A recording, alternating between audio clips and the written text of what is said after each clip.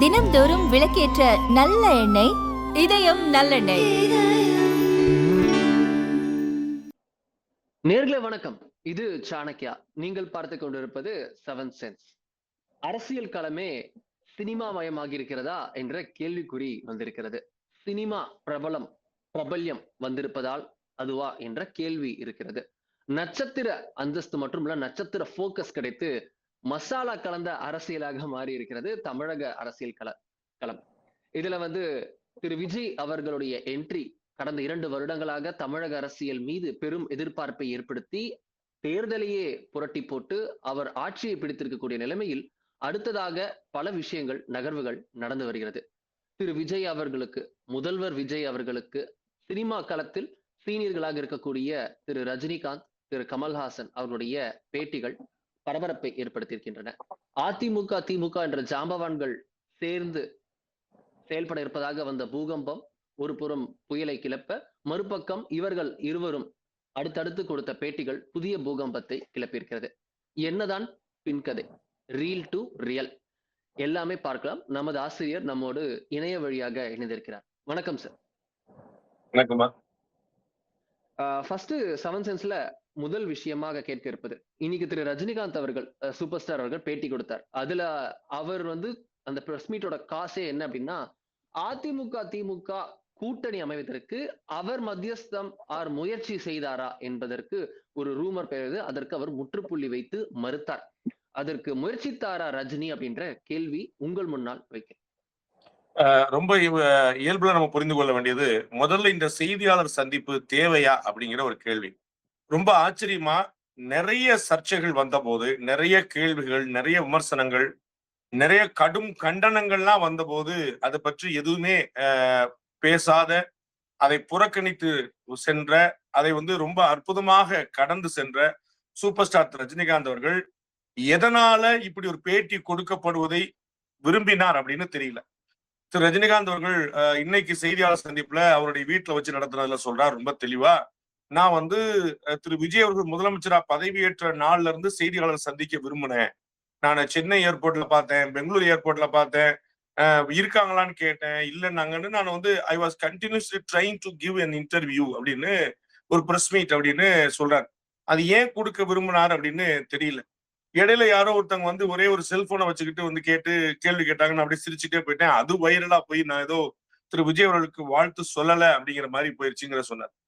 அவர் ஏன் பேட்டி கொடுக்க விரும்பினார் அப்படிங்கிறதே எனக்கு புரியல. ஏன்னா 2017 ஒரு அரசியல் கட்சி ஆரம்பிக்க போறேன்னு சொல்லிட்டு, பிறகு நம்ம ஆரம்பிக்க போறது இல்லை அப்படின்னு ஒரு 3 பக்க செய்தி குறிப்பு அவர் கொடுத்த போது, அதற்கு பிறகு அதை பத்தி அவர் எங்கேயுமே பேசுனது இல்லை. அதை கொடுத்தாரு, அதோட முடிஞ்சு போச்சு, கத்தம். அதற்கு பிறகு ஏன் பண்ண, என்னாச்சு, உண்மையில என்னாச்சு, பின்னாடி என்னாச்சு, அப்படி சொல்றாங்க, அதெல்லாம் ஒண்ணுமே சொல்ல. உங்களுக்கு நினைவுல இருக்கும், அவர் அரசியல் கட்சி துவங்காததுக்கு பின்னாடியே நிறைய விமர்சனங்கள் வச்சாங்க. சன் டிவி மூலமா பேசினாங்க, திமுக அச்சுறுத்துனாங்க, ஹைதராபாத் ஹாஸ்பிட்டல்ல நடந்தது என்ன, ஹாஸ்பிட்டல் போற வரைக்கும் தலைவர் ரொம்ப ஸ்ட்ராங்கா இருந்தாரு, ஹாஸ்பிட்டல் வெளியில வந்தோடனே அப்படி கம்ப்ளீட்டா மாறிட்டாரு, அவர் யார் சொன்னா அவர் பின்வாங்க மாட்டாரு, அப்படி இப்படின்னு நிறைய சொன்னாங்க. எதற்குமே சூப்பர் ஸ்டார் ரஜினிகாந்த் அவர்கள் பதில் சொல்ல. நான் 3 பக்கம் அறிக்கை கொடுத்திருக்கிறேன், அதோட முடிஞ்சதுன்னு அன்னைக்கும் சொன்னார், இன்னைக்கும் சொன்னார். அந்த மாதிரி ஒரு விஷயத்த கிளியரா பிக்ஸ் பண்ணி இது பேசியாச்சு, என்ன வார்த்தை பேசணுமோ அதை பேசியாச்சு, அதுக்கு மேல வேற எதுவும் சொல்றது இல்ல அப்படின்னு வந்தது. இப்ப கூட ரொம்ப அழகா அவங்களுக்கு திரு ஆதவ அர்ஜுனா அவர்கள் ஒரு விமர்சனத்தை வைத்திருந்தார். ரஜினிகாந்தை மிரட்டி அரசியலுக்கு வரவிடாம தடுத்துட்டாங்க அப்படின்னு. அப்ப கூட திரு ரஜினிகாந்த் அவர்கள் தனக்கு ஆதரவாக குரல் கொடுத்தவர்களுக்கு நன்றி சொன்னாரே தவிர, ஆதவ அர்ஜுனா அவர்கள் சொன்னது சரியா தப்பான்னு கூட சொல்ல. அந்த அளவுக்கு பியூட்டிஃபுல்லா அதை கடந்து சென்றார். கடைசியில் அவர் போட்ட ஸ்லோகன் தான் கேப்ஷனா மாறினுச்சு. காலம் பதில் சொல்லாது, காலம் பேசாது, காத்திருந்து பதில் சொல்லும் அப்படின்ட்டு. அப்ப அதுதான் சொல்றாரு, நம்ம டைம் அதை டிசைட் பண்ணோம், நான் அதுக்கெல்லாம் பதில் சொல்ல வேண்டியது இல்லை அப்படிங்கிறது அதோடைய பதில். எனக்காக சார்பா நிறைய பேர் பதில் சொன்னாங்க, அவங்களுக்குலாம் என்னோட நன்றி அப்படிங்கிறதான் பதில். அப்ப தான் அரசியல் கட்சி துவங்கியது பற்றி கடுமையான விமர்சனங்கள் வந்த போது, இந்த சட்டமன்ற தேர்தல் வரைக்கும் வந்த போது அதை பற்றி எதுவுமே சொல்லாத சூப்பர் ஸ்டார் அவர்கள் ரொம்ப ஆச்சரியமா ஏன் ஏடிஎம்கே டிஎம்கே ஒண்ணு சேர்றதுக்கான தூது போனாரா அப்படிங்கிற பத்தி பதில் சொல்ல விரும்புறாரு அப்படின்னு எனக்கு புரியவே இல்லை. அது ரொம்ப ஆச்சரியமா இருந்தது. அதுக்கு வந்து பதில் சொல்ல விரும்பினாரு அப்படிங்கிறது, அதற்கான வாய்ப்புகளை தேடினாருங்கிறது ரொம்ப ஆச்சரியமா இருந்தது. அப்படி வரும்போது அது வேற வேற சர்ச்சைகளை வந்து இழுத்து விட்டுருச்சு. அது இன்னும் பயங்கரமான ட்ரால் பண்றதுக்கும், கண்டம் பண்றதுக்கும், கிரிட்டிசைஸ் பண்றதுக்குமான ஒரு ஸ்பேஸா கிரியேட் பண்ணிச்சுங்கிற பாக்குறோம். அது ஏன் கொடுத்தாருங்கிறது ரொம்ப ஆச்சரியமா இருக்கு. First point. பட் அவருடைய உரிமை நம்ம வந்து குடுக்காதீங்கன்னு குடுக்கணும். நம்ம யாரையுமே சொன்னதுல சூப்பர் ஸ்டார் நம்ம சொல்லவே முடியாது. 2வது நீங்க கேட்ட கேள்வி. திரு ரஜினிகாந்த் அவர்கள் அதிமுக, திமுகவை ஒன்றிணைக்க விரும்பினாரா? இந்த தேர்தல் முடிவுகளுக்கு பிறகு. குறிப்பாக திரு விஜய் அவர்களுடைய தமிழக வெற்றி கழகத்துக்கு தனிப்பெரும்பான்மையாக அறுதி பெரும்பான்மை கிடைக்காத போது அப்படின்னு ஒரு கேள்வி வரும்போது திரு ரஜினிகாந்த் அவர்கள் அவரே ஒரு பதில் சொல்றார். அந்த அளவுக்கு கேவலமானவன் நான் இல்ல, இந்த ரஜினிகாந்த் இல்லைங்கிற சொல்றார். அவர் வந்து இந்த மாதிரி பொலிட்டிக்கலான விஷயங்களை வந்து நேரடியா இப்படி பண்ணுங்க அப்படி பண்ணுங்கன்னு யார்ட்டுமே சஜஸ்ட் பண்ணவர் இல்ல. திரு ஸ்டாலின் அவர்களோடு திமுக தலைவரோடு அவருக்கு இருப்பது வந்து ஒரு நல்ல நட்பு. கலைஞர் கூட இருந்தது வந்து இதையும் தாண்டிய ஒரு நட்புங்கிறத பார்த்தோம். இன்னைக்கே வந்து அவர் குறிப்பிட்டிருந்தார்.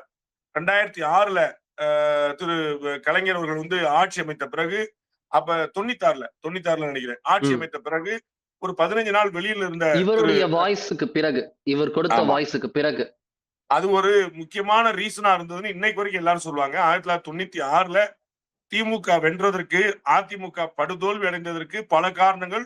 ரொம்ப முக்கியமான காரணம் வந்து சூப்பர் ஸ்டார் வந்து இனிமேல் இன்னொரு முறை அதிமுக ஆட்சி தொடர்ந்தால் தமிழகத்தை ஆண்டவனாலும் காப்பாற்ற முடியாது அப்படிங்கிற அந்த ஒரு பெரிய பஞ்ச். அது வந்து எல்லோருடைய இதயத்திலும் போய் நேரா நின்றது. அது வந்து முக்கியமான ஒரு காரணமாக இருந்தது. அப்ப அந்த சந்தர்ப்பத்துல கூட அமரர் கலைஞர் அவர்கள் 15 நாள் கழிச்சு திரு ரஜினிகாந்த் வந்த உடனே நீங்க வர்றீங்களா நான் வந்துருவா அப்படின்னு கேட்டாரு அப்படிங்கறத இன்னைக்கு பதிவு பண்ணிருக்காரு. அப்ப எதுலையுமே பட்டும் படாமல் தான் உண்டு தான் வேலை உண்டு மட்டுமே இருக்கக்கூடிய ரஜினிகாந்த் அவர்கள் இந்த வேலையை செய்திருப்பார் நம்ம எதிர்பார்க்கிறதுக்கே இல்ல. அப்படி செய்யக்கூடியவராக இருந்தால் ரஜினிகாந்த் அவர்களை நன்றாக அறிந்தவர்களுக்கு தெரியும். ஒருவேளை விஜய் வரக்கூடாது என்றோ அதிமுக திமுக ஒன்றிணைந்து ஆட்சி அமைக்க வேண்டும் என்றோ நினைத்திருந்தால் அவர் நேரடியாக அதை செய்திருப்பார் நம்ம பார்க்கிறோம். தூத்துக்குடி கலவரத்துல ஸ்டெர்லைட்டுக்கு எதிரான துப்பாக்கி சூடு சம்பவத்துல சென்னை ஏர்போர்ட்ல பேட்டி கொடுத்த போது இந்தியாவில் யாரும் சொல்ல துணியாத விஷயத்தை சொன்னார். ஏன்னா ஒரு கலெக்டரேட்டே எரிக்கப்பட்டதுங்கிறத பார்த்தோம், குடியிருப்புகள் எரிக்கப்பட்டதுங்கிறத பார்த்தோம். அது மக்களுடைய வன்முறையா மட்டுமே இல்ல, அதை தாண்டி போயிருச்சுங்கிறத பார்த்தோம். அப்ப அதை தாண்டி போனதுனால ரஜினிகாந்த் அவர்கள் சமூக விரோதிகள் அந்த போராட்டத்துக்குள் ஊடுருவினார்கள் அப்படின்னு சொன்னார். சமூக விரோதிகள் அந்த போராட்டத்தை நடத்தினார்கள் சொல்ல, அந்த போராட்டத்துக்குள் சமூக ஊடுருவி இருக்காங்கிற வார்த்தையை பயன்படுத்தார். அப்படிப்பட்ட தைரியமானவர் திரு ரஜினிகாந்த் அவர்கள். அதிமுக திமுக ஒன்றிணைனோ தாவேக்கா எப்படியாவது தடுக்கணும்னு நினைச்சிருந்தாருன்னு நேரடியாவே செஞ்சிருப்பார். நமக்கு தெரியும் அதிமுக திமுக ஒன்றிணைக்கான முயற்சி நடந்ததுன்னு. அதை திரு சி வி சண்முகம் பட்டவர்த்தனமா சொல்லிட்டார். திரு திருமாவளவன் ரொம்ப தெளிவா ஒப்புக்கொண்டு விட்டார். அப்ப இந்த முயற்சி நடந்திருக்கு, காய் நகர்த்தல்கள் நடந்தது என்றும் சொல்லியிருக்கிறார். ஆமா. அப்ப வந்து டெல்லிக்கு தெரியும் அப்படிங்கிற மாதிரி எல்லாம் சொன்னாங்க. டெல்லியில பேசியாச்சுன்னு திரு எடப்பாடி பழனிசாமி சொன்னதா சொன்னாங்க. அப்ப இந்த இடத்துல திரு எடப்பாடி பழனிசாமி புதுச்சேரியில வந்து அதிமுக எம்எல்ஏக்கிட்ட சொல்லும் போது திமுக சம்மதிச்சிருக்காங்க, அவங்க இப்படி ஒரு ப்ரொபோசல் வந்திருக்காங்க அப்படின்னு சொல்லும் போது இது திமுக அதிமுக நடந்த விவகாரமே தவிர இதுல சூப்பர் ஸ்டார் ரஜினிகாந்த் அவர்கள் தலையிடவே இல்லை அப்படிங்கிற பாக்கணும். ஏன்னா திரு ஸ்டாலின், திரு எடப்பாடி பழனிசாமி, திரு சி வி சண்முகம், திரு திருமாவளவன் இப்படி இந்த சம்பந்தப்பட்ட 4 பேர்ல யாரோ ஒருத்தர் கூட ஒரு முறை கூட சூப்பர் ஸ்டாருடைய பெயரை ரெஃபர் பண்ணல. அப்படிங்கும் போது இது நமக்கு ஒரு அவப்பெயரை ஏற்படுத்துமோ, இப்படி ஒரு பூதாரம் கிளம்பிட்டு இருக்கே, பேப்பர்ல டிவில நியூஸ் வந்துட்டு இருக்கே, அப்ப நம்ம விளக்கம் கொடுக்கணுமோ நினைச்சது வந்து ரொம்ப ஆச்சரியமான விஷயம். அவர் அப்படி செய்யக்கூடியவர் இல்ல. அவர் ஏன் இது விளக்கம் கொடுத்தாரு, விளக்கம் கொடுக்க நினைச்சாருங்கிறதா எனக்கு பெரிய ஆச்சரியமா இருக்கு. ஓகே, இதுல வந்து நம்ம பார்க்கிறோம், அவர் சொன்ன அடுத்த ஒரு வார்த்தை விஜய் மீது ரஜினிக்கு பொறாமையா அப்படின்ற கேள்வியை எழுப்பியிருக்கிறது. ஏன்னா இந்த கேள்வி அவர் மறுக்கிறார். அவர் வந்து ரூமரையே ரப்பின் பண்றார். ஏன்னா பல விமர்சனங்கள் ரஜினிகாந்த் அவர்களுக்கு விஜய் மீது ஒரு பொறாமை. அவர் பாருங்க, அவர் வாழ்த்து சொல்லல. நீங்க சொன்ன அதே விஷயம். ஒருத்தர் வீடியோ எடுக்கும் போது அவர் வந்து கடந்து செல்கிறார். எப்பயும் வாழ்த்துக்கள் சொல்லி பல முறை கடந்து சென்றிருக்கிறார் பாக்குறோம். நோ தேங்க்ஸ் அப்படின்லாம் சொல்லி கலந்துருக்கார் பாக்குறோம். பட் இம்முறை வந்து ரொம்ப கிளம்பிட்டார், ஸ்பீடா கிளம்பினார். பட் அதுவும் ஒரு விமர்சன பொருளானது. அதையும் எடுத்துக்கொண்டு பலருக்கு வந்து இதை வேற வேற ஆங்கிள் கலர் பூசுறாங்க அப்படின்றத பார்க்கிறோம். இந்த இடத்துல விஜய் அவர்கள் அவர் வந்து எனக்கு இவ்வளவு வயசு சின்னவரு, எனக்கு அவர் வந்து நான் பார்த்து வளர்ந்த பையன் அப்படின்லாம் திரு ரஜினிகாந்த் அவர்கள் சொல்கிறார். இதுல என்னதான் புரிஞ்சுக்கிறது sir? Equation between Rajinikanth and Vijay. ஏன்னா அண்ணாமலை தம்பி நானடா அப்படின்லாம் பாட்டு பாடி வந்தவர் தான் விஜய். பட் காக்கா கழுகு அப்படின்னு கதை சொல்லக்கூடிய அளவிற்கு வந்து இந்த ரிலேஷன்ஷிப்ல பல கதைகள் போனது அப்படின்றத பார்க்கிறோம். என்ன ரியாலிட்டி? நம்ம வந்து திரும்பவும் இதை நான் முதல்ல பதிவு பண்ண விரும்புகிறேன். திரு ரஜினிகாந்த் அவர்கள் ஏன் விளக்கம் கொடுக்க விரும்பினாருங்கிறது புரியவே இல்லை. அதுதான் பெரிய ஆச்சரியமா இருக்கு. திரு விஜய் அவர்கள் வெற்றி பெற்றதை பத்தி திரு ரஜினிகாந்த் சொல்கிறார், ஆச்சரியமான சந்தோஷம் வந்துச்சு அப்படின்னு. எனக்கு நான் வந்து திரு ரஜினிகாந்த் ஏன் பேட்டி கொடுக்க விரும்பினார் அப்படின்னு ஆச்சரியமான ஆச்சரியம் அப்படின்னு தான் நான் சொல்ல விரும்புறேன். ஏன்னா இந்த மாதிரி ஒவ்வொரு விஷயமா நம்ம சொல்ல சொல்ல சொல்ல அதுல இருந்து 2 வார்த்தைகளை உருவி அதுல வந்து அவர்களுக்கு புனை கதைகளை பண்ணிக்கிட்டே போவாங்க. அப்படிதான் ரஜினிகாந்த காலம் பூரா பண்ணிருக்கிறாங்க. ரஜினிகாந்த் வந்து எப்பயுமே ஒரு மீடியாவால மோஸ்ட் வாண்டட் அப்படின்னே வைக்கப்பட்டிருக்கிறாரு. எப்படியாவது குறி வைக்கணும், எப்படியாவது அடிக்கணும், எப்படியாவது டார்ச்சர் பண்ணணும் அப்படின்னு நினைச்சிட்டே இருந்திருக்காங்க. இன்னைக்கு நேரத்துல நமக்கு அத்தனை பேருக்குமே தெரியும், அவர் வந்து அரசியலுக்கு வரப்போறாருன்னு 1996ன்னு சொல்லிட்டு இருக்காங்க. அவர் வாழ்நாள்ல ஒரு முறை கூட அரசியலுக்கு வரப்போறே சொன்னதே இல்லை. சொன்ன ஒரே ஒரு ஆண்டு, ஒரே ஒரு சந்தர்ப்பம் 2017 மட்டும்தான். ஆனா அவர் வந்து ஒரு கட்சியெல்லாம் நமக்கு எதுக்கு, காலத்தின் கையில் அதுக்கு இருக்குன்னு சினிமால சொன்னவர், வெளியில சொன்னவர், எனக்கு அதுல இன்ட்ரெஸ்ட் இல்ல பலமுறை சொன்னவர். எனக்கு அதுல இன்ட்ரெஸ்ட் இல்லைன்னு அவர் சொன்னத இல்ல ஏதோ ஊடகமா பேசுறாருன்னு சொன்ன இந்த ஊடகங்கள் அண்ட் பொதுஜனம், இந்த சமூகம், திரு கமலஹாசன் அவர்கள் நான் வரமாட்டேன் எனக்கு தேவை, நான் தேவையில்லை, நான் ஒதுக்கி வச்சிருக்கேன், அரசியல் எங்களுக்கு வேண்டாம் என்று புறந்தள்ளி இருக்குன்னு சொல்லிட்டு கட்சி ஆரம்பிச்சதை யாருமே கேள்வி கேட்கல.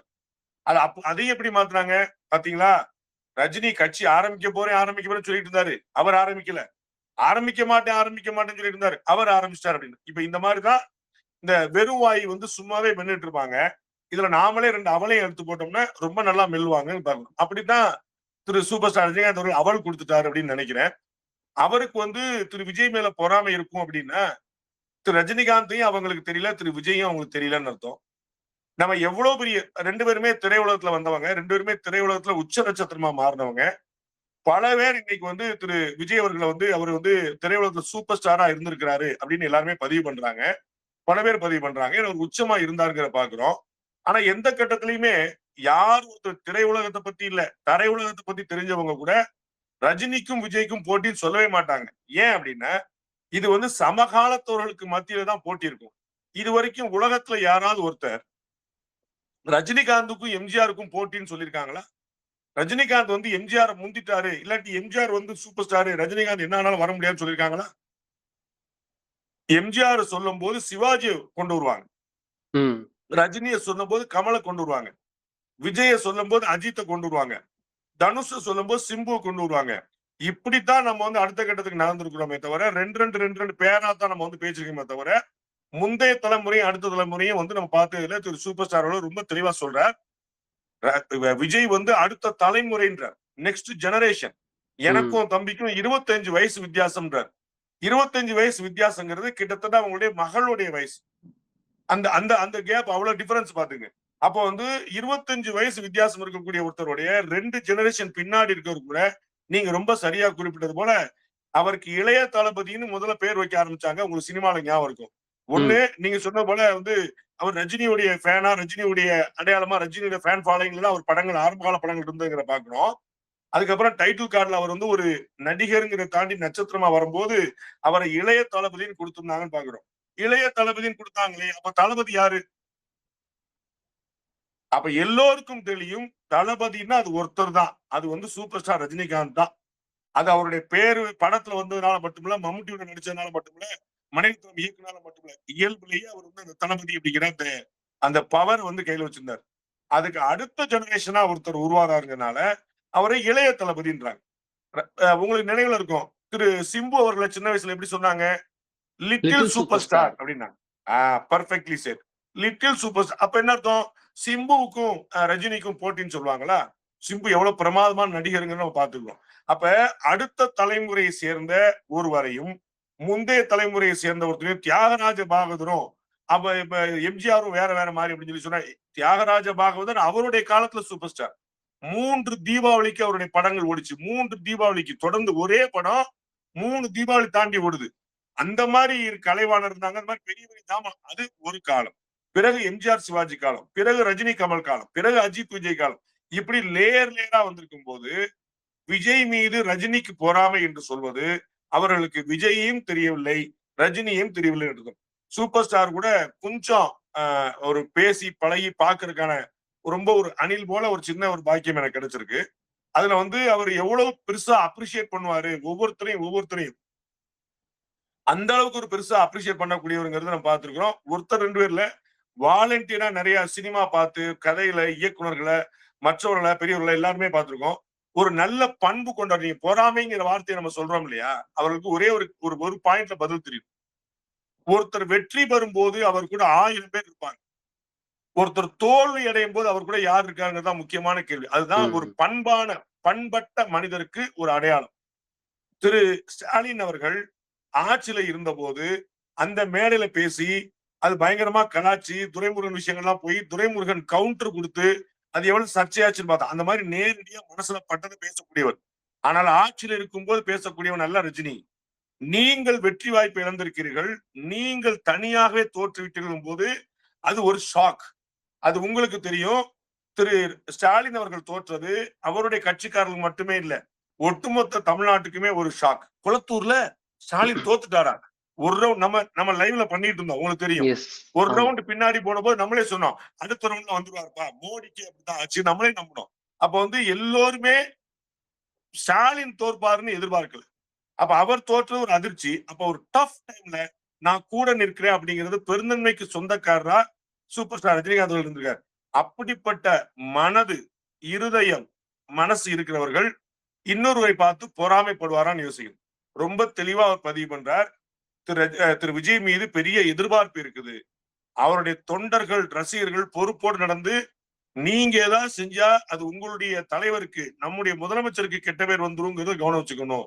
2 வருஷமாவது நம்ம டைம் கொடுக்கணும் இவங்களை ஆட்சி பண்றதுக்கு, அவங்களுக்கு முழுமையா அவங்க எப்படின்னு அசஸ் பண்றதுக்கு அப்படின்னு முழுக்க தெளிவா ஒரு குறையும் இல்லாம பதிவு பண்றார்.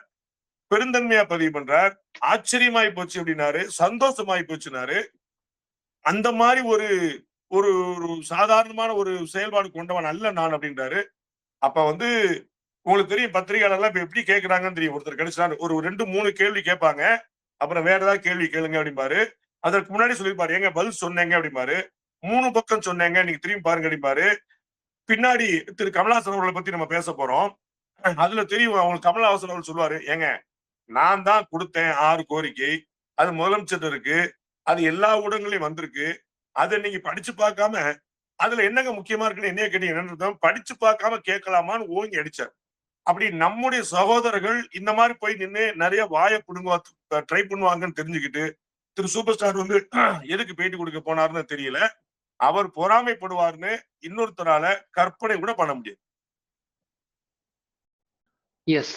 எப்படி இந்த விஷயத்துல ரஜினி அவர்களுக்கு பொறாமையா அப்படின்றது ஒரு விவாத பொருளானதோ, அதே போல மேபி ஒருவேளை கமல் அவர்களுடன் கூட பொறாம வந்திருக்கலாமோன்னு அவருடைய வார்த்தையில இருந்தே அவர் சொல்லி அதை மறுக்கக்கூடிய துணியில தான் சொன்னார் அப்படின்றத பார்க்கிறோம். அதாவது விஜயுடன் பொறாமை வர வாய்ப்பே இல்லை என்பது சொல்வதற்கு இது சமகாலமே இல்ல அப்படின்னு ஒரு மேற்கோள் காட்ட மேபி கமல்ஹாசன் கூட வேணா அவர் முதல்வரா இருந்தா அப்படின்ற மாதிரி ஒரு எக்ஸாம்பிள் எடுத்து பேசினார் சூப்பர் ஸ்டார். இதுல கமல் அவர்கள் சொல்கிறார், பொறாமை என்றே எங்கள் இருவருக்கும் இல்லை, எங்களுக்குள் வந்து போட்டி தான் இருந்திருக்கிறது.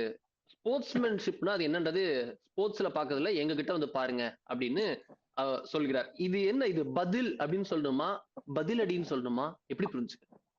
இல்ல, திரு கமலஹாசன் வந்து ரொம்ப மெச்சூர்டா டீல் பண்ணாரு. அத பதிலடி கிடையாது. அது வந்து டக்குன்னு தோல்ல அணைச்சுக்கிற ஒரு முயற்சி. பிரதர் நான் இருக்கேன் அப்படிங்கிற ஒரு முயற்சி தான். அப்படி வந்து அவர் வந்து கூட தான் தோல்ல வந்து அணைச்சுதான் திரு சூப்பர் ஸ்டார்ல வந்து கையாளுறாரு. அதுல சிரிச்சுக்கிட்டே கேட்டாரே, சிரிச்சுக்கிட்டே சொன்னாரே அப்படின்னு சூப்பர் ஸ்டார் பத்தி சொல்றாங்க. அப்ப வந்து அவர் சிரிச்சுக்கிட்டு தான் சொன்னாரு, வேற எந்த சென்ஸ்லயும் சொல்லல அப்படின்னு சொல்றாரு. எங்க 2 பேருக்கு வந்து பொறாம கிடையவே கிடையாது. எங்களுக்குள்ள போட்டி மட்டும்தான் உண்டு. நாங்க இன்னும் கடுமையா போட்டி போடுவோம். எங்கள்ட்ட இருக்கிற ஸ்போர்ட்ஸ்மேன்ஷிப், நாங்க இருக்கிறத சினிமாவா இருக்கலாம், ஆனா கிரிக்கெட்ல தான் நாங்க அப்படிதான் இருந்திருப்போம். எங்களுக்குள்ள அவ்வளவு பெரிய ஆரோக்கியமான போட்டிகள் உண்டு அப்படின்னு. உங்களுக்கு நினைவுல இருக்கும், இப்ப ஒரு லேட்டஸ்டா 2 பேரும் சேர்ந்து நடிக்கிற ஒரு படம் அது வந்து வந்திருக்குங்கிற பாக்குறோம். அந்த படத்துக்கான ஒரு ஒரு ட்ரெய்லர் மாதிரி ஒண்ணு கொடுத்தாங்க. அதுல வந்து திரு ரஜினிகாந்த் அவர்களுக்கு வந்து அந்த ரொம்ப அழகா டீல் பண்ணிருப்பாங்க. அவங்க யூஸ் பண்ற காஸ்டியூம், என்ன வாட்ச் எடுத்தாரு, என்ன ஷூ போட போறாரு, என்ன கோட் எடுத்தாரு, அவர் என்ன எடுத்திருக்காரு, இது பிடிச்சிருக்கு, இது பிடிக்கலங்கிறது ரொம்ப பியூட்டிஃபுல்லா அந்த 2 பேருக்கு இருக்கக்கூடிய அந்த போட்டியை வந்து ரொம்ப அழகா ஆக்சுவலா சொல்ல போனா அந்த போட்டி கூட பொறாம வாய்ப்பே இல்ல. அந்த போட்டி கூட அவர்கள் 2 பேருக்கும் கிடையாது. அந்த போட்டியில அவருடைய ரசிகர்களுக்குள்ளதான்.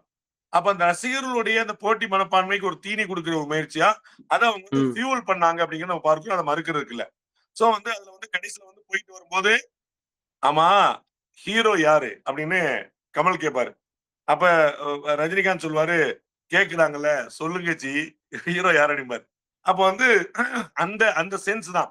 வா பாத்துருவோம் யார் ஹீரோ அப்படிங்கறத. கமல் அவர்கள் ஹீரோவா நடிச்ச பல படங்கள்ல ஒரு நெகட்டிவ் ரோல் ஷேடோட கொடுத்திருக்காரு திரு ரஜினி அவர்கள். ஆனா அந்த படங்கள்ல கூட திரு ரஜினிகாந்த் அவர்கள் எவ்வளவு பியூட்டிஃபுல்லா ஸ்கோர் பண்ணிருக்காருன்னு நம்ம கண்கூடா பாக்குறோம்.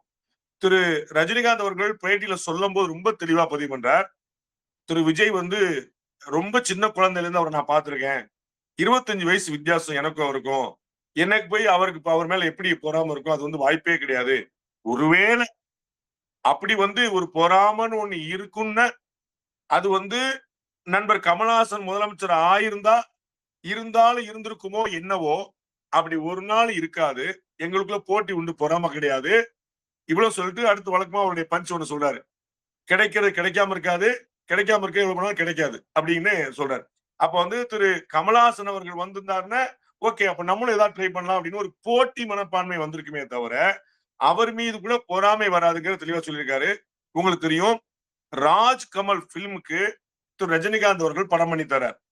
ரொம்ப காலமா கமல் அவர்கள் ரஜினிகாந்த் அவர்கள் மாதிரி கமல் மாதிரி பெரிய பெரிய பெரிய சுப்ரீம் சூப்பர் ஸ்டார்ஸ் வந்து வச்சு படம் பண்றது ரொம்ப காஸ்ட்லி. ஏன்னா அவங்களுடைய சம்பளமே பெரிய விஷயம். அதுலயே ஒரு 5 படம் பண்ணிடலாம் அவங்க சம்பளத்துல மட்டுமே. அதுக்கப்புறம் இன்னும் காஸ்டிங் வந்து பெருசா போயிட்டே இருக்கும். அப்போ வந்து அநேகமாக சன் பிக்சர்ஸோ அல்லது லைக்காவோ இவங்க தான் வந்து பண்ணுவாங்கன்னே இருக்கு. நம்ம பார்த்துருக்கோம். 2 பேர் தான் மாறி மாறி பண்ணுவாங்க. ஒரு படம் லைக்கா, ஒரு படம் சன், ஒரு படம் லைக்கா, அப்படிதான் மாத்தி மாத்தி வருவாங்க. அப்ப அப்படி போயிட்டு இருக்கும்போது தன்னுடைய நண்பராக இருக்கக்கூடிய, இன்னும் சொல்ல போனால் அவருடைய வார்த்தையில சொல்ல போனால் தன்னுடைய போட்டியாளராக இருக்கக்கூடிய கமலஹாசன் அவருடைய சொந்த நிறுவனமா இருக்கக்கூடிய ராஜ் கமல் பிலிம் இன்டர்நேஷனலுக்கு வந்து ஏன் செய்யணும், இல்ல அதுக்கு வந்து ஏன் செய்யணும் அவரு. அப்ப ஒண்ணு நல்ல லாபம் வரும்னு தெரியும். ஏன்னா கமல் ப்ரொடக்ஷனு ரஜினி நடிப்பு அப்படின்னா அது ஓப்பனிங்கே பெருசா இருக்கும். ஓடிடில இருந்து தியேட்டரிக்கல்ல இருந்து ஓவர்சீஸ்ல இருந்து எல்லாத்துலயுமே பெரிய சேல்ஸ் இருக்கும். அப்ப வந்து அவ்வளவு பெரிய வாய்ப்பு வந்து ரஜினிக்கு வந்து ரஜினி வந்து கமலுக்கு ஏன் கொடுக்கணும். அது வந்து நீங்க வந்து 200-300 கோடி சம்பாதிக்கிற நான் ஏன் வாய்ப்பு நினைச்சிருக்கலாம்ல. தன்னுடைய நண்பர்னு தெரிஞ்சு நம்ம ஒரு படம் பண்ணுவோமா அப்படின்னு சொல்லி உடனே சம்மதிக்கிறார். பிளஸ் ரஜினி கமல் சேர்ந்து ஏன் நடிக்கணும். ரஜினி சம்மதிக்கலன்னா நடிக்க முடியாதுல்ல. ஒண்ணுமே இல்லைங்க எனக்கு உடம்பு முடியலன்னு சொல்லலாம்ல, எனக்கு ஷூட்டிங் இருக்குன்னு சொல்லலாம்ல, இல்ல நான் வேற படம் கமிட் ஆயிருக்கேன்னு சொல்லிருக்கலாம்ல, இல்ல பாக்கலாம் அப்படின்னு காமராஜர் மாதிரி பேசிட்டு போயிருக்கலாம்ல. ஏன் கமலோட இணைந்து நடிக்கிறதுக்கு சம்மதிக்கிறாரு. அப்ப நமக்கு வந்து அவர்களுக்கு இடையில போட்டி தான் இருக்கிறது, பொறாமை இல்லைங்கிறத பாக்குறோம். திரு கமலஹாசன் அவர்கள் சரியாக குறிப்பிட்டிருக்கிறார். இவர்கள் இருவருக்கு இடையில போட்டி இருக்குன்னு புரிஞ்சுக்கலாம், பொறாமை கிடையாது. இவர்களுக்கு இடையிலேயே பொறாமை கிடையாது அப்படிங்கும் போது அடுத்த தலைமுறை சேர்ந்த விஜய் மீது பொறாமை இருக்கும் என்று நம்புவது அதீதம், அபத்தம். ஓகே, இது யோசிக்கும் போது வந்து நிற்கிறது. தரையில இருக்க வேண்டிய அரசியல், நம்ம பார்க்க வேண்டிய பொருளாதார, ஆட்சி நிர்வாக இந்த சண்டை அப்படின்றது இப்போ திரை சண்டையா மாறி இருக்கா அப்படின்ற டோட்டல் இந்த அரசியல் களமே. அது வந்து நம்ம ஒயிட் பேப்பர் ரிலீஸ் ஆகும், பட்ஜெட் அடுத்த மாசம் தாக்கல் செய்யப்படுகிறது, உங்களுக்கு எவ்வளவு முதலீடுகள் ஈர்க்கப்படுகிறது, ஆந்திரால பாருங்க எத்தனை வருகிறது, குஜராத்தோட வளர்ச்சியை பாருங்க, போர்ட் எப்படி இம்ப்ரூவ் ஆயிருக்கு, மகாராஷ்டிரால பாருங்க நெட்வொர்க் எவ்வளவு ரோட் நெட்வொர்க் இம்ப்ரூவ் ஆயிருக்கு, தமிழ்நாட்டுல சி கோஸ்டல் எப்படி நம்ம யூஸ் பண்ண போறோம், ஏஐக்கு என்னென்ன பண்ண போறோம் அப்படின்ட்டு நம்ம அடுத்த கட்டமா அடுத்த ஒரு 25 வருஷத்துக்கான விஷன் யோசிச்சு பேச வேண்டிய ஒரு காலகட்டத்துல நம்ம திருப்பி தரை சண்டை அப்படின்றத திரை சண்டையா மாற்றி இருக்கோமான்ற கேள்வி வந்து நிற்கிறது. இது எப்படி புரிஞ்சுக்கிறது சார் இந்த கரண்ட் சிச்சுவேஷன்? அது தமிழ்நாட்டுடைய பெரிய துரதிர்ஷ்டம். ஏன்னா சோசியல் மீடியால நடக்கிறது தான் வந்து எல்லா நாளுமே விவாதிக்கப்படுங்கிற மாதிரி போறது ஒரு பெரிய துரதிர்ஷ்டம். ஏன்னா சோசியல் மீடியா நம்ம பாக்குறோம், கட்டற்ற சுதந்திரம் இருக்கிறதா கவனிக்கிறோம். அப்ப அங்க வந்து 4 விஷயங்கள் பேசப்படும் அப்படின்னா இன்னைக்கு பாக்குறோம் சேட்டலைட் சேனல்களே சோசியல் மீடியால வரக்கூடிய ஒரு செய்தி வந்து உண்மையா பொய்யான்னு போற இடத்துல இருக்கிறாங்க. அவங்க செய்தியை ஜென்ரேட் பண்றதை விட்டுட்டு அவங்க செய்தியை ஃபாலோ பண்ணதெல்லாம் விட்டுட்டு அந்த செய்தி உண்மையா பொய்யான்னு சொல்லிட்டு இருக்க இடத்துக்கு நடந்துட்டாங்க. அப்ப அந்த அளவுக்கு சோசியல் மீடியா வந்து டாமினன்ட் பண்ணுதுன்னு பாக்குறோம். So called main stream media, அதாவது சேட்டலைட் மீடியாவை கீழே புல் டவுன் பண்ணிட்டு சோசியல் மீடியா வந்து டாமினேட் பண்ணுதுங்கிறத பாக்குறோம். அதற்கு தான் நிறைய பேர் இரையாறாங்க சேர்ந்தே கவனிக்கிறோம். அப்ப இது வந்து வெர்ச்சுவல் வாரியர்ஸ்னு சொல்லக்கூடிய திரு விஜய் அவர்களுடைய ஃபேன்ஸ், அவர்களுடைய தொண்டர்கள். அவங்க வந்து ரொம்ப காலமா வந்து திரு அஜித்துக்கு எதிரா கடுமையான சண்டை போட்டுட்டு இருந்தாங்க. அந்த வெர்ச்சுவல் சண்டை எல்லாம் எல்லாருக்குமே தெரியும். அதற்கு பிறகு அரசியலுக்கு இறங்கின பிறகு திமுக வந்து ஐடி விங்ல ரொம்ப ஸ்ட்ராங்கா வச்சிருக்கு அப்படிங்கிறத கேள்விப்பட்டோம். அந்த திமுகவுடைய ஐடி விங்க்கு சவால் விடக்கூடிய வகையில திரு விஜய் அவர்கள் திரும்ப திரும்ப குறிப்பிட்டது போல அந்த வெர்ச்சுவல் வாரியர்ஸ் கடுமையா நின்று மல்லு கட்டினாங்கன்னு பாக்குறோம். இப்ப அந்த சண்டையும் முடிஞ்சு போச்சு. அஜித் அவர்கள் ரேஸ்ல போயிட்டு இன்டர்நேஷனல் லெவல்ல இந்தியாவுக்கும் தமிழ்நாட்டுக்கும் பெருமை தேட கிளம்பிட்டாரு. நிறைய கொடுத்துக்கிட்டே இருக்கிறார். அண்ட் அப்ப வந்து இங்க திமுகவும் தோத்துருச்சு. தமிழக முதலமைச்சராவே திரு விஜய் அவர்களும் ஆயிட்டார். இப்ப என்ன செய்யறது பார்த்துட்டு இந்த மாதிரி ஏதாவது கிடைக்குதான்னு சொல்லிட்டு அவங்க பூரா வந்து எஸ்பெஷலி இது மாதிரி சனி ஞாயிறுகள்ல ரொம்ப வந்து ஆக்கப்பூர்வமா ரொம்ப ஆக்டிவா இருப்பாங்க. ஆக்கப்பூர்வமா இல்ல சாரி ஸ்கூல் ஆக்டிவா காலேஜ் இருப்பாங்க. லீவ்ல இருக்கும்போது எஸ் சார். அப்படிங்கும்போது நம்ம வந்து அந்த மாதிரி ஆக்டிவா இருப்பாங்க சோசியல் மீடியால. அப்ப அதுல வரக்கூடிய விஷயங்கள் எல்லாம் நம்ம வந்து ஒரு விவாத பொருள் ஆக்குறதுனால தான் இந்த மாதிரி பிரச்சனைகள் வருது. அதுதான் நான் முதல்ல சொன்னது போல ஏன் இதுக்கு பதில் சொல்ல கிளம்பினாரு? ஒரு பேப்பர்ல போட்டிருந்தாங்க, ஒரு டிவில போட்டிருந்தாங்க. எல்லா பேப்பர்லயும் தான் போடுறாங்க. எல்லா டிவிலயும் தான் போடுறாங்க. எல்லா சோசியல் மீடியால தான் எழுதுவாங்க. அவங்க இப்படிம்பாங்க, அவங்க அப்படிம்பாங்க. அப்புறம் அவங்க ப்ரூவ் பண்ணும்பாங்க. நம்ம பலமுறை ம். சொல்லியிருக்கோம். ஒரு விஷயம் நடந்ததா இல்லையா என்பதை அந்த குற்றச்சாட்டை சுமத்துவர்கள் தான் ப்ரூவ் பண்ணணும். இது ஒண்ணு தடா சட்டமோ, பொடா சட்டமோ கிடையாது. நான் ஒரு குற்றச்சாட்ட போற போக்குல வீசிட்டு போயிருவேன். அவங்க வந்து அதுக்கு வந்து இல்ல, இல்ல, ஆமான்னு வந்து பதில் சொல்லணும் அப்படின்னு. அதற்கு எந்த அவசியமும் கிடையாது. குற்றச்சாட்டை சொல்பவர்கள் ப்ரூவ் பண்ணணும் அவ்வளவுதான். இது வந்து நம்ம அமத்தாமலே போயிட்டோம்னா புகைஞ்சுக்கிட்டே இருக்குமே. புகையட்டும். என்ன புகையாம இருந்திருக்கு. திரு ரஜினிகாந்த் வந்து முதல் முறையா விமர்சனத்துக்குள்ளாயிருக்காரா? அவர் வந்து சின்ன வயசுல இருந்தே சூப்பர் ஸ்டாரா ஆறதுக்கு முன்னாடி இருந்தே அவர் மீது பாயாத அம்புகளே கிடையாது. அத்தனையும் தாங்கிட்டு அவர் தன்னுடைய லட்சிய பாதையில போயிட்டே இருக்காரு. ஆன்மீக பாதையில போயிட்டு இருக்காரு பாக்குறோம். அவருடைய மெச்சூரிட்டிய உலகம் வியந்துட்டு இருக்குங்கிற பாக்குறோம். அவருடைய சிம்பிளிசிட்டிய பார்த்து தான் உலகம் பொறாமப்படுது. எப்படி இவ்வளவு பெரிய உயரம் தொட்ட ஒரு மனிதன் இவ்வளவு எளிமையா இருக்கிறான்னு பாக்குறோம்.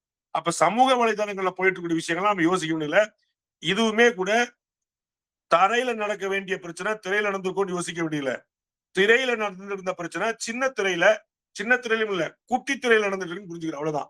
உங்களுடைய மொபைல் அப்படிங்கிறது உங்களுடைய லேப்டாப்ங்கிறது குட்டி திரை. அந்த பெருதிரை பெரிய திரையில் நடந்து இருந்துச்சு. அப்புறம் சின்ன திரையில் நடந்து இருந்துச்சு. இப்ப குட்டி திரையில் நடக்குதுன்னு பார்க்கிறோம். அவ்வளவுதான். அதற்கு மேல அதுக்கு முக்கியத்துவம் கொடுக்க முடியல. அப்படியான்னு பார்த்துட்டு, அதுல ஏதாவது உண்மை இருக்குதா என்பதை அவரவர் மனசாட்சிப்படி புரிந்து கொள்ள வேண்டியதானே தவிர, அதற்கு மேல அத வச்சு யோசிச்சுட்டு, அதற்கு எக்ஸ்பிளைன் பண்றேன், அதுக்கு டீகோட் பண்றேன், அதுக்கு இதுதான் அர்த்தம், இதுக்கு அர்த்தம்னு சொன்னா, ஒவ்வொருத்தர் பேசுனது ஒவ்வொரு வார்த்தை எடுத்து பிடிங்கிட்டே இருப்பாங்க. அது வந்து ஒரு ட்ரையலா போயிட்டே இருக்கும் தான் பார்க்கிறோம். அது நிக்கவே நிக்காது. பாப்போம் சார் என்ன நடக்குதுன்னு. இப்போ நம்ம புரிஞ்சுக்க வேண்டியது சூப்பர் ஸ்டார் தான். உலக நாயகன் தான். தளபதி, தளபதி தான். நம்ம இது போல இல்லாம சண்டை போடாம மதியோடு தளபதி போவோம். முதல்வரும் அதுதான் கூட. ஆமா முதல்வரும் கூட. தளபதி தான் இப்போ தலைமை தாங்கக்கூடிய முதன்மை தளபதியும் கூட. சோ தலைமை தாங்கும் தலைவனாக இருக்கிறார். சோ இப்படிதான் இருக்கு. இதுல நம்ம வந்து தளபதி இப்படின்னா போயிட்டு இருக்காம நம்ம தளபதியை நோக்கி செல்வோம். மதியோடு விளையாடுவோம் அப்படின்றதுதான் போவோம். பார்ப்போம். தொடர்ந்து செய்திகளை சாணக்கியால இணைந்திருங்கள். மீண்டும் இன்னொரு 7 சென்ஸ் நிகழ்ச்சியில பார்ப்போம். அதுவரை நன்றி. வணக்கம்.